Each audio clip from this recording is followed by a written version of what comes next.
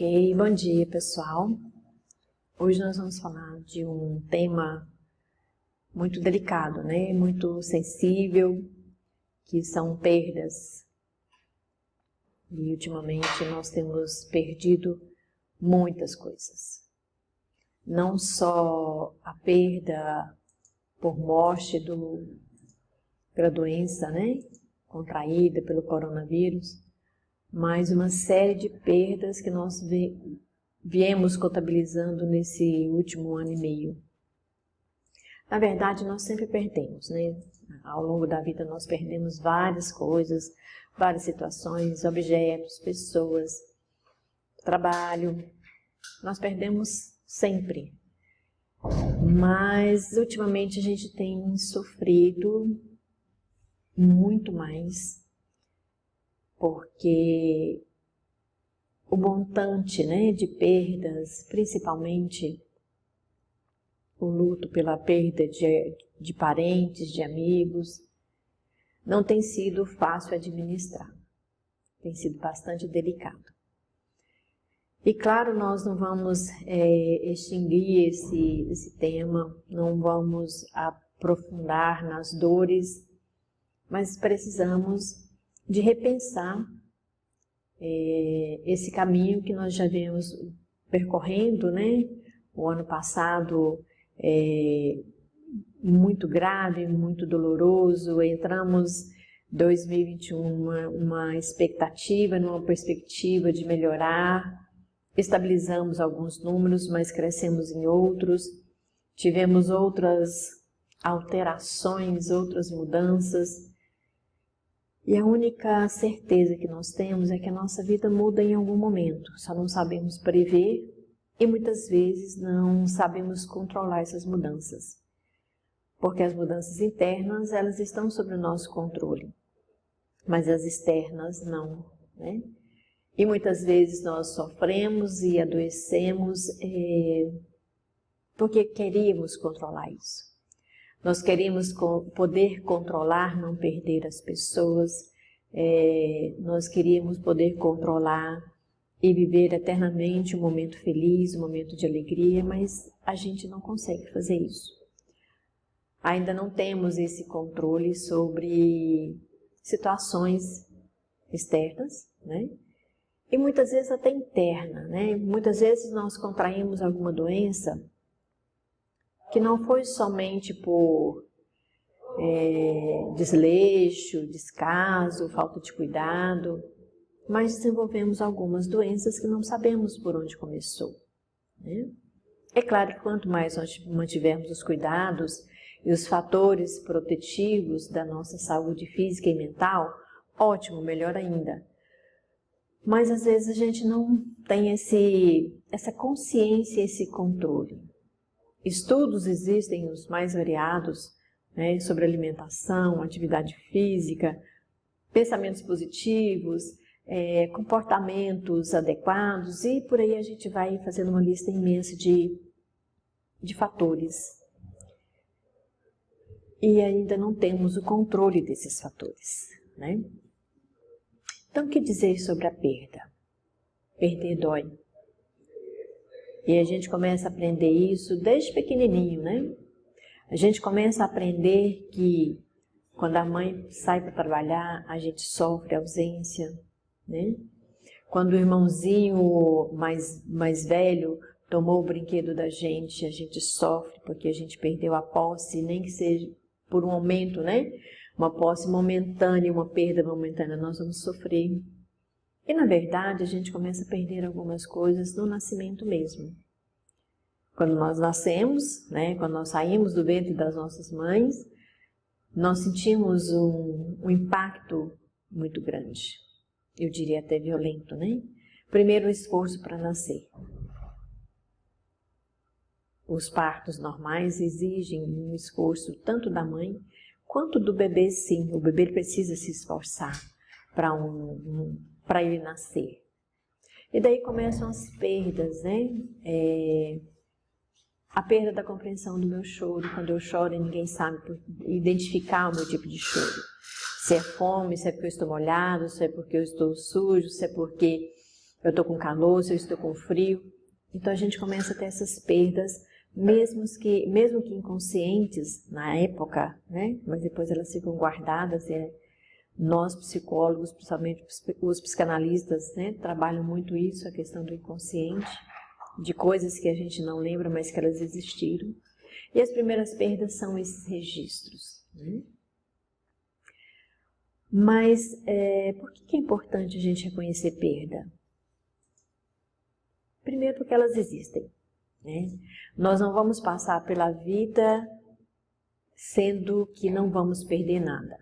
Exemplo é o nascimento que eu trouxe, né?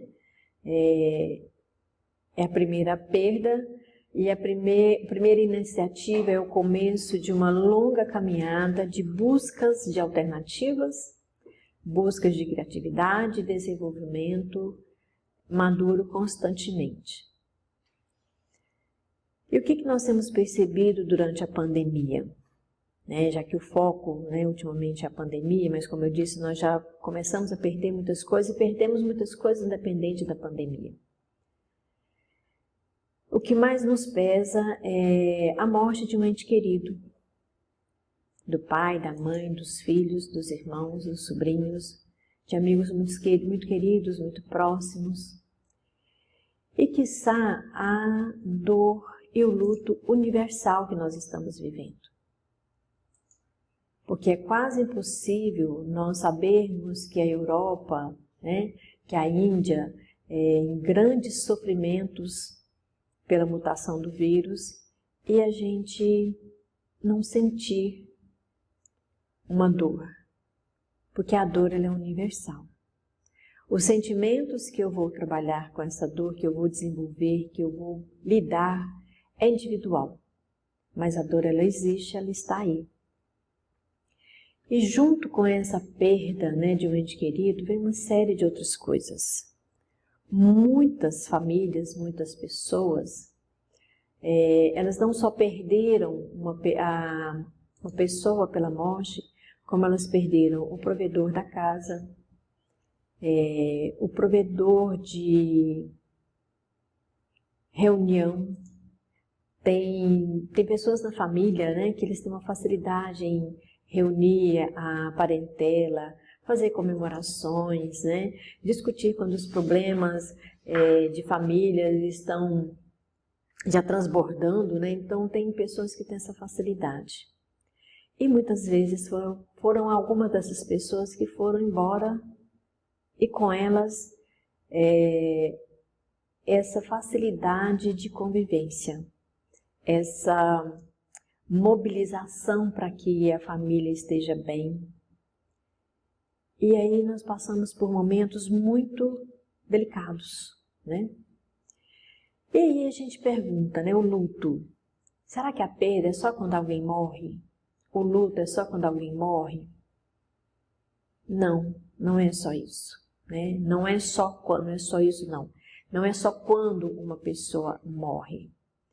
Tem pessoas que passam vivenciando o luto por uma ruptura de vínculos afetivos que não necessariamente houve uma morte física, de uma das pessoas, mas uma morte de um processo. E todos os dias nós vivenciamos mortes de um processo, até da nossa vida.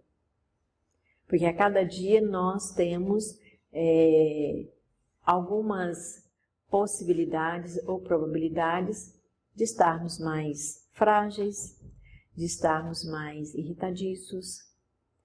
A nossa saúde física, ela passa por alguns abalos, independente do coronavírus. Nós, a saúde, sabemos o quanto lidamos com as doenças crônicas. Os pacientes de doenças crônicas, a cada dia, eles têm um ânimo, um desânimo diferente. Às vezes nós acompanhamos pessoas que entram num processo depressivo sério quando descobre que tem ou um diabetes descompensado e aí caminha-se para a fibromialgia. Eu atendi uma pessoa anteontem que o maior desespero, a maior tristeza dela no momento é porque ela foi diagnosticada uma fibromialgia. E às vezes nós só nos damos conta das perdas quando nós começamos realmente a perder movimentos, né? Em função muito de uma estética, a gente começa a preocupar com a massa muscular, mas aí vem o descaso com a gordura. E aí nós vamos vivenciando uma série de perdas.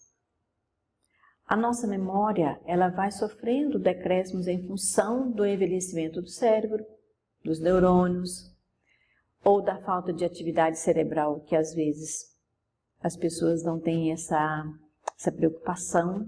Nós temos uma preocupação muito grande com as atividades físicas, porque são externas e de alguma forma chamam a atenção, né? Mas nós precisamos nos preocupar muito com as atividades cerebrais, porque o cérebro também ele vai se fragilizando. Então nós passamos por uma série de perdas. Então essa perda pode ser por morte, uma situação importante da vida, um adoecimento, né? Tem pessoas que às vezes trabalham no único trabalho 20 anos e ela está contando com os próximos 10 anos, né? De contribuição ou com uma vida saudável fisicamente até se aposentar e de repente ela é desligada do trabalho. E foi essa situação que nós vivenciamos muito nos últimos dias, né? Quando eu digo dias, nós estamos falando aí da metade do ano passado para cá. Porque em função dos fechamentos, né, da suspensão das atividades comerciais, industriais, a nossa economia sofreu um impacto muito grande. E quando a economia sofre impacto, os produtores são os primeiros a serem dispensados. Em seguida vem os estabelecimentos, os prédios, né, físicos fechados. O dono, o proprietário desses prédios que estão fechados, que vivia do aluguel, também sofre impacto. Então nós estamos vivendo um efeito cascata, né, onde a base que recebe o maior impacto sempre é o trabalhador. Porque esse trabalhador, ele tem em casa, no mínimo, falando aí de uma família pequena, umas 4 pessoas, que depende do salário, depende dos provimentos que ele leva para casa. E aí, de repente, esse trabalhador, esse pai, ou essa mãe, né? Nós estamos falando de uma família patriarcal, mas nós temos hoje muito mais famílias matriarcais do que patriarcais. E essa mãe, ela é um sustento de toda uma economia, de toda uma educação, de toda uma sobrevivência financeira e material. E aí o mais provável é que, dependendo da reação ao impacto sofrido, pode haver um adoecimento. Um adoecimento de tristeza, de melancolia, e daqui a pouco nós estamos com um pé num processo depressivo. Nunca tivemos tantas pessoas com processo de depressão em alta ou pelo menos notificado. Porque até algum tempo as pessoas tinham uma certa preocupação em falar em depressão, né? Porque elas tinham medo de serem encaradas como preguiçosas, como desanimadas, não tem fé em Deus, não tem fé na vida, então a gente tinha poucas notificações. Com a pandemia, esse número alastrou de uma forma gigantesca e preocupante. Então nós trabalhamos, né, na gerência de saúde do trabalhador do município de Goiânia, então nós temos recebido muitos relatórios e tentado acompanhar esses servidores que entraram no processo de adoecimento, além de trabalho, né, que a gente sabe que é um trabalho bem desafiador, desgastante até, todo esse medo do contágio, medo de levar o contágio para casa e perder alguém, como já aconteceu, né? Nesses milhares de óbitos que nós tivemos, aconteceu isso sim, mas também aconteceram casos de que o trabalhador contaminou-se e a família não, né? Então, assim, nós vivemos numa gangorra com relação ao vírus. Nós não temos todas as informações ainda, né?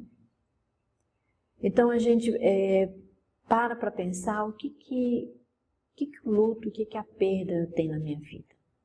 Como é que eu estou lidando com isso? E como eu estou lidando com o medo de perder alguma coisa, que ainda tem essa variável do medo.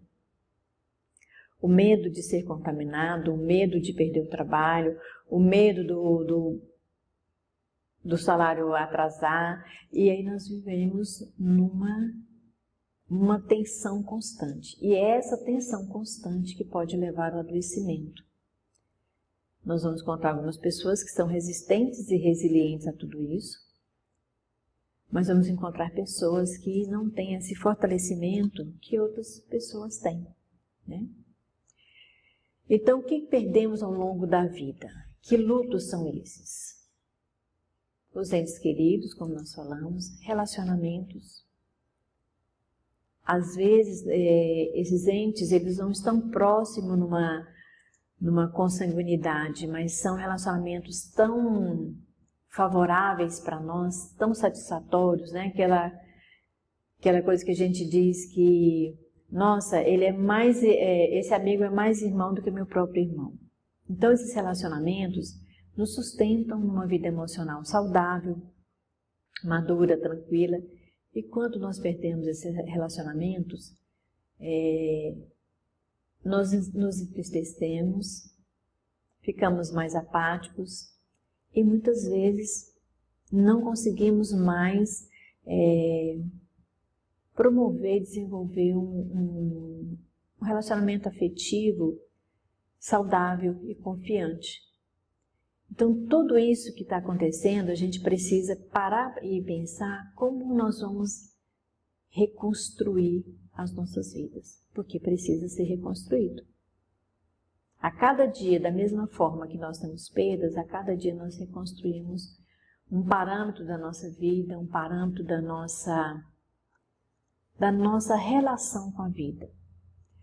Vejamos o exemplo do trabalho, né? Trabalhar em equipe é uma coisa muito desafiadora, bastante desafiadora. Às vezes tem colegas que a gente não consegue se dar bem, não consegue ter um bom rendimento. Mas aí a gente encontra uma pessoa que supera, né, que a gente fique muito bem num trabalho, mesmo com todos os desafios que nós encontramos. Porque essas pessoas existem e existe em nós também a capacidade de conquistar essas pessoas. Muito passa pela nossa forma de lidar com as coisas que eu não posso mudar, mas de me aproximar de outras pessoas que desperte um fortalecimento ou às vezes até desperta uma crítica que é satisfatória, que é interessante. Não é porque nós somos amigos que não cabe a crítica, muito pelo contrário. Se alguém realmente é amigo do outro, ele pontua, auxilia, ajuda. Mas vamos encontrar pessoas que não aceitam muito bem isso, né? O que a gente pode perder ao longo da vida? O emprego que nós já falamos, um trabalho. Status. Tem pessoas... Status e condição financeira ainda é um grande vilão dos números de suicídio. Então, às vezes, pessoas que têm um status de destaque, de relacionamentos sociais, de mídia, não dão conta de lidar com essas perdas. São perdas consideráveis e as pessoas não estão prontas para viver o luto dessa perda. Porque até quando a gente é pequeno, né, que o nosso cachorrinho, o nosso gatinho, o nosso pintinho morrem, nós precisamos ser ensinados e descobrir como é que a gente faz o luto por esse bichinho que morreu. O que nos preocupa atualmente é que estamos nos extremos. Ou vivenciamos um luto eternamente. Até 6 meses, 1 ano, ainda é aceitável um luto saudável e necessário. A partir disso, requer uma preocupação e uma procura de cuidados especiais de profissionais habilitados para isso. E por outro lado, vivemos uma forma de morte totalmente desligado de valores morais e éticos. Então eu penso que esses extremos em que nós vivemos é a avalanche que desregula todo o nosso bem-estar, desregula o nosso equilíbrio e desregula a nossa saúde mental. Porque ora valorizamos extremamente um fato, outra hora desvalorizamos totalmente como se não tivesse a menor importância. E esses estados, essa forma de estar no mundo é que vai manter a nossa saúde estável ou instável. Regalias, poder e prestígio.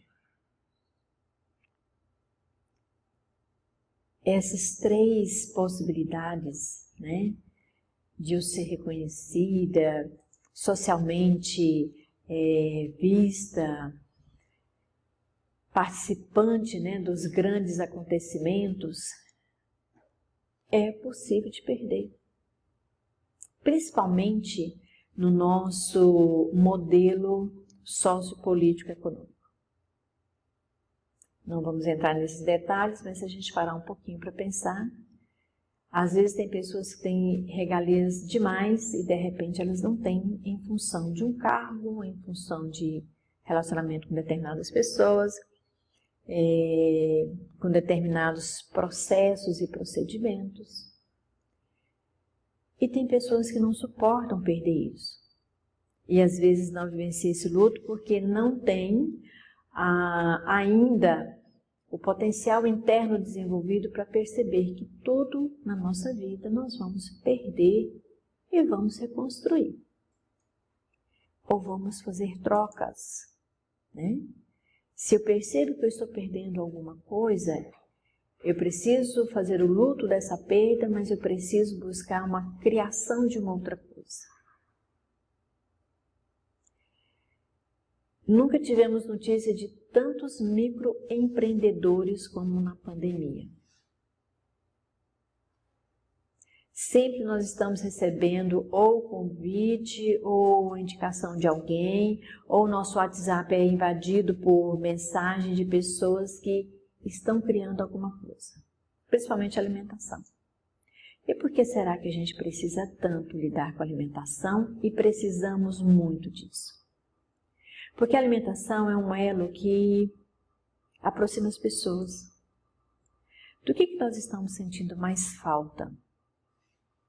Das nossas reuniões familiares, das nossas reuniões de equipe. Já chegaram a fazer reuniões escondidas, né? Porque você tira a máscara para comer, para beber, e de repente não sabemos onde está o vírus e com quem está. E se quem está com ele desenvolve sintomas ou não. Daí a preocupação das autoridades sanitárias. Mas o que a gente mais sente falta é da alimentação, porque a comida, né? Nós somos um povo que reúne em volta de uma mesa para comemorar todos os fatos. E a gente percebe que em meio à crise, em meio às perdas, tem os renascimentos, tem os nascimentos e tem as criatividades brotando. É claro que essas pessoas, até chegar nesse ponto de descobrir uma outra atividade financeira, elas tiveram um tempo de luto, elas tiveram um tempo de sofrimento, até perceber que era possível fazer. Por isso que o momento pós-perda, ele é importante. Uma outra coisa que nós podemos ajudar muitas pessoas que estão em processo de perda e de luto.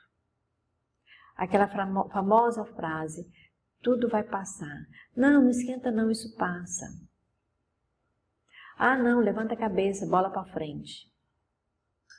As pessoas estão sofrendo, elas perderam alguma coisa. E nós vamos encontrar pessoas aí que se envolvem no processo de alcoolismo, de drogas ilícitas, de comer demais, de comer de menos. São comportamentos de quem precisa de ajuda, mas não sabe pedir ajuda. Porque o nosso grande problema é ser humilde o suficiente para pedir ajuda. Nós somos criados numa cultura que precisamos ser forte o tempo todo. E ser forte o tempo todo desencadeia adoecimento, sim. Porque fisicamente e mentalmente nós não aguentamos. Nós prevíamos no ano passado que pós-pandemia nós teríamos um grande número de servidores adoecidos. Os que conseguiram afastar por atestado, do boom da pandemia, só que outros não, e além de não conseguir se afastar, ainda utilizaram o momento para fazer tudo o que podiam, o que davam conta e que não davam conta. Então, com o evento da vacinação, a probabilidade da diminuição de casos, e de afrouxar um pouco as escalas, nós vamos perceber o quanto as pessoas vão entrar no seu estado normal de descanso físico. E aí sim começa a autopercepção da emoção que até então estava sem ser expressa. Que é um outro grande problema quando nós não conseguimos expressar as nossas emoções. Às vezes, ficar apático diante de uma situação é a melhor forma que a pessoa encontrou naquele momento de sobreviver. Tem gente que pensa, não vale a pena, não vou nem pensar nisso, não vou fazer isso. Só que ele não se dá conta de que ele está ligando no piloto automático e está continuando a caminhar. E às vezes continuar a caminhar sem se perceber, daqui 1 ano, 2 anos, a doença mental, o transtorno, as sequelas vão aparecendo. É quando nós vamos ao médico, Qual que é a primeira pergunta que a gente ouve? Há quanto tempo você sente isso? É bem provável que a grande maioria das pessoas não tem como precisar quando começou. É igual a depressão. Há quanto tempo? De uns 6 meses para cá. Só que não são só 6 meses. Talvez sejam situações que as pessoas vêm segurando há 10, 20 anos, sem se perceber que essa situação, ela pode sim levar a uma depressão. Então, às vezes, precisamos aceitar algumas coisas como normal. O normal de ficar triste, o normal de chorar, o normal de estar desanimado, dentro de um tempo, após a perda. Claro, uma pessoa que trabalhou 20 anos, 30 anos no lugar e ela é demitida, ela vai sim passar por um processo de nem querer levantar da cama. Porque tudo que ela tinha era ir para o trabalho e de repente ela não tem mais o trabalho para ir. E aí começam as falas, de desanimado, preguiçoso, vai cuidar da vida, o mundo não acabou. Isso não vai ajudar a pessoa em muita coisa ou em quase nada. Já sabemos todos, que os tempos que nós estamos vivendo é um risco muito grande para as doenças mentais, para os transtornos emocionais, para os desequilíbrios, para os processos de medo, ansiedade, fobia. E daqui a pouco, no meio disso tudo, eu começo a entrar num processo depressivo.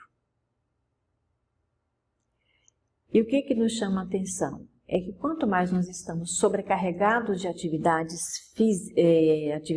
de trabalho, a gente tem menos tempo para parar, respirar e nos perceber. Então, nós vamos gastando todas as engrenagens, trabalhando os 24, 36, 48, 60 horas seguidas,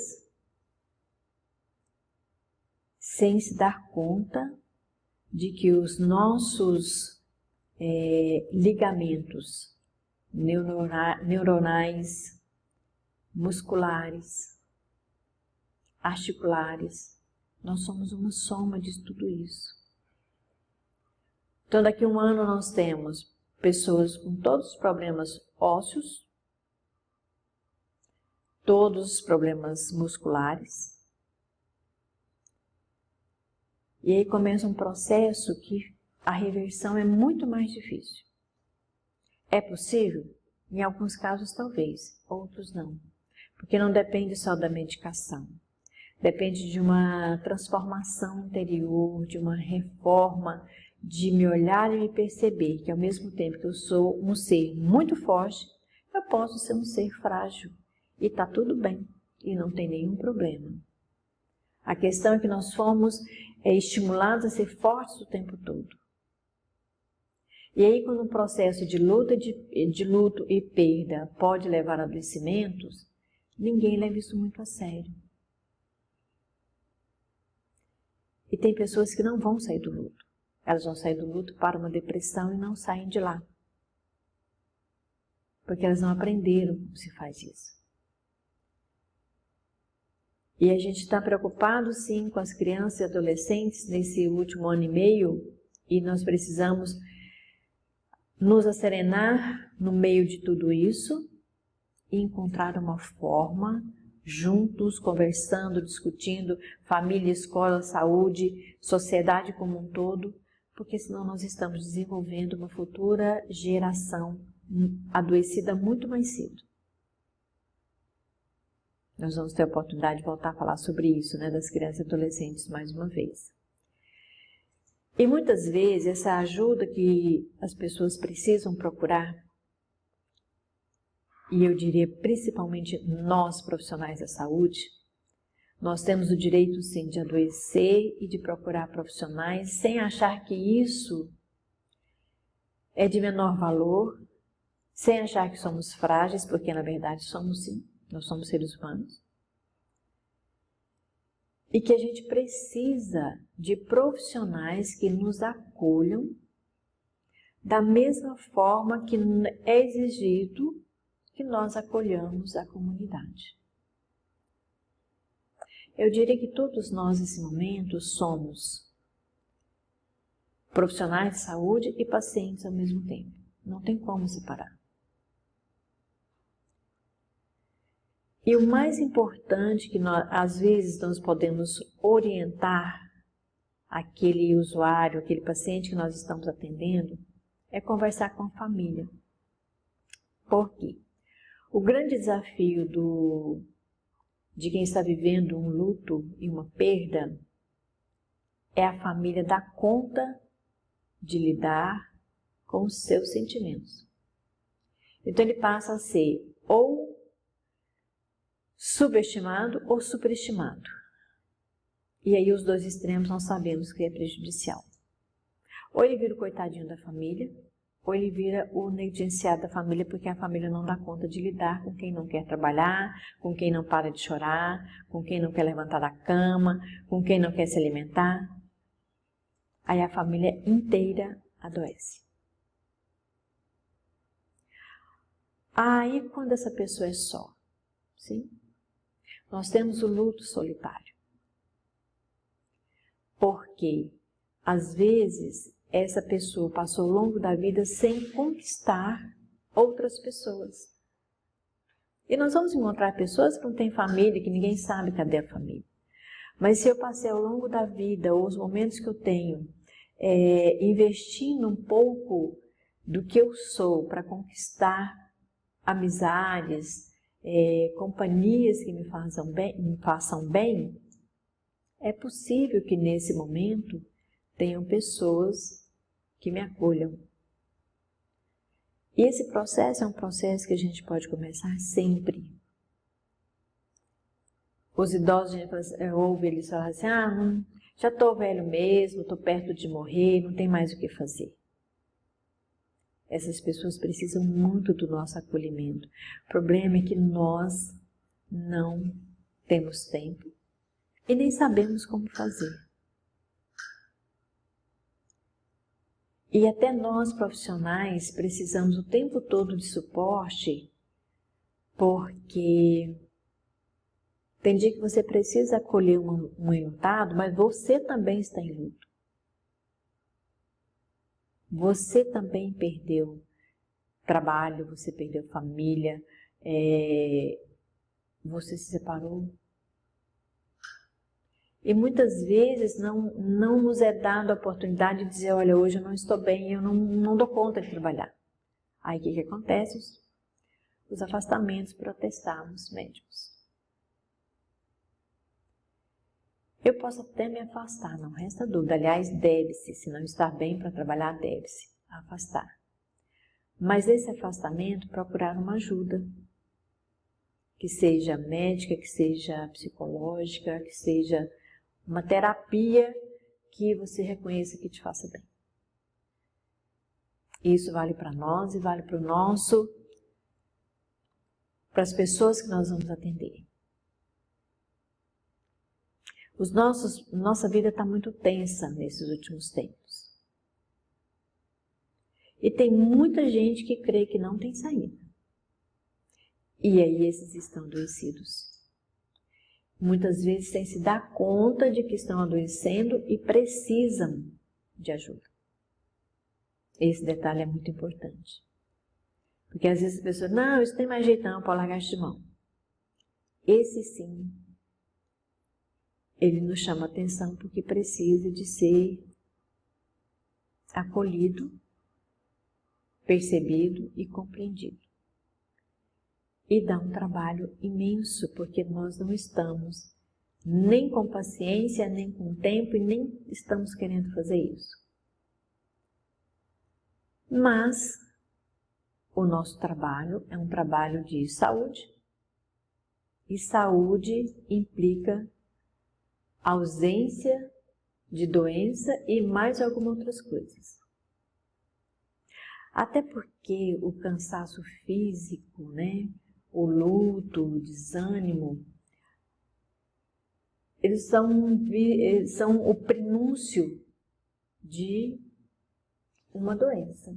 E pode até não ser ainda, mas são fatores que podem despertar a nossa curiosidade. Então a gente já sabe, que no meio de muitas crises, de muitos momentos, até de desespero, de dor, nascem os grandes criadores. E isso é fundamental porque é uma propagação da vida. Se não existissem essas pessoas que creem que é possível sair do caos e construir outras coisas, nós não teríamos sobrevivido ao vírus. E olha que nós somos muitos. Temos milhares de mortes, sim. Estamos numa pandemia. Alguns já falam em pós-pandemia, mas eu penso que ainda vai levar um tempo, que não sabemos precisar ainda. Mas imagina se não tivesse os grandes criadores e que não pensassem na vacina, que embora não tenha chegado para todo mundo, mas há de chegar e há de acontecer isso. Imagina se essas pessoas não acreditassem que fosse possível criar algo em meio ao caos. E esse sentimento de gratidão, de sobrevivência ao caos, que faz com que a gente desperte para as coisas boas que ainda temos. E são muitas. Apesar de termos algumas notícias desagradáveis, algumas perdas, claro, significativas, assim, é bem sensível, né? Quando nós entramos num centro comercial e a maioria das lojas estão fechadas. Eu acredito que a pessoa mais insensível, ela vai sentir alguma preocupação, algum sentimento diferente, porque aquela loja fechada significa, no mínimo, vamos pegar aí, o dono da loja tem uma família, né? Uma família de 5, 6 pessoas. Os trabalhadores, se fossem 2 ou 3, mais esse mesmo número, nós teríamos no mínimo 30 pessoas que sofreram com o fechamento daquele comércio, daquela porta, daquela sala comercial. E aí a gente precisa se apoiar uns aos outros para que a gente dê conta disso, né? Esses dias um colega da enfermagem, né, colocou no status: força, faltam mais 48 horas. Enquanto somos mais jovens, temos ideais, damos conta de 60 horas, vai chegando ao ponto que não dá. Porque a gente não tem a mesma força física e as mesmas habilidades. Nós temos conhecimentos, mas nós perdemos algumas características importantes. Mas isso não é possibilidade para adoecermos. É possibilidade de agradecermos o que nós tivemos.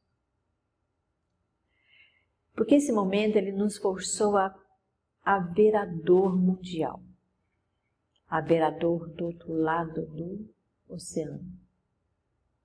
Nos 4 cantos do mundo, independente do idioma, do credo, da cor, da raça.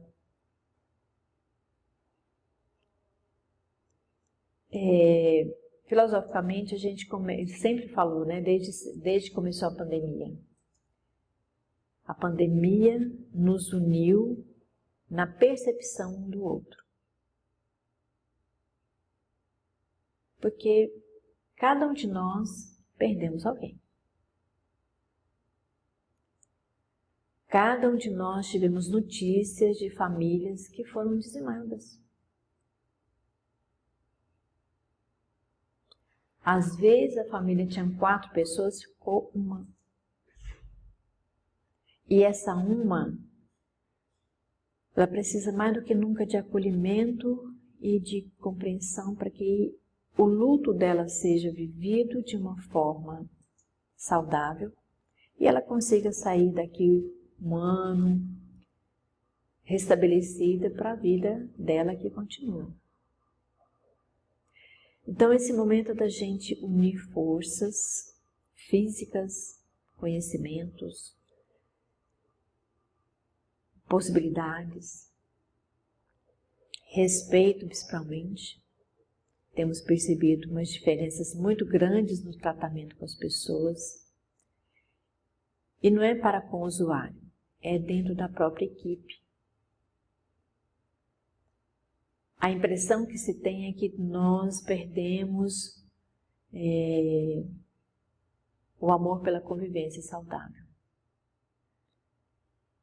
E eu afirmo sem dúvida que cada um de nós, em menor ou maior grau, estamos sim passando por momentos de dor, de reconstrução, buscando se firmar e se autoafirmar na vida. Então a gente precisa estar. O que a gente vai fazer? Perdeu. Acabou. Né? É simples? Não. Muito difícil. Tem gente que não vai dar conta, mas tem uma grande maioria que vai dar conta de sair dessas perdas. Primeiro, reconhecer a dor. Dizer, olha, está doendo mesmo, eu não estou dando conta, eu preciso de ajuda, eu não sei o que fazer. Sem achar que isso é diminuição de quem somos. Segundo, ser humilde para pedir ajuda. e também para receber. Porque muitas vezes a gente não consegue pedir, mas quando a gente recebe, algumas pessoas têm uma dificuldade imensa em receber, porque acham que estão se diminuindo, estão se tornando incapazes, o outro está achando que ele é um coitadinho. São sentimentos mais variados. São os sentimentos ruins? Não, é o que você dá conta naquele momento. Mas haverão momentos em que nós vamos descobrir que nós podemos agir de outra forma. E terceiro, reconhecer que é possível continuar a vida buscando novas possibilidades. E eu acrescentaria um quarto. Ser grato pelo que a gente já teve.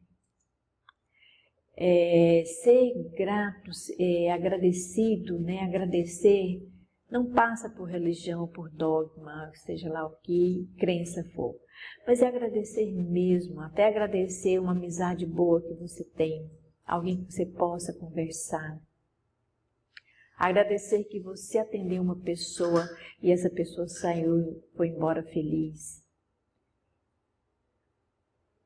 Esses momentos, eles são fundamentais para a nossa sobrevivência saudável. Às vezes a gente não sabe receber, né? Não sabe, a gente só doa e não consegue receber de volta. Eu achei essa frase fundamental para a gente encerrar a nossa fala dessa manhã sobre perdas. Ele é um filósofo indiano e nas várias pesquisas que eu fiz, inclusive eu achei uns artigos muito interessantes, que é Educação sobre a Morte. Porque nós só estudamos a vida, educamos para a vida, buscamos viver da melhor maneira, em bens, em consumo, espiritualmente, de todas as formas nós procuramos viver melhor. Mas a gente nunca está preparado para a morte. E é a única certeza que nós vamos ter. É um paradoxo, né? É muito interessante isso. Porque nós sabemos e nem temos a certeza que nós vamos acertar 6 dezenas premiadas da Mega Sena na virada do ano. Nós não sabemos se vamos estar mais ricos daqui a um ano, mas nós sabemos que nós vamos morrer. Nós sabemos que alguém muito querido também vai morrer. Nós sabemos que o nosso cachorro de estimação, nosso gato de estimação, ele vai morrer, porque a vida é extinguível. Mas a gente não para pensar nisso. E encontrei vários artigos muito interessantes. Quem tiver curiosidade, leia.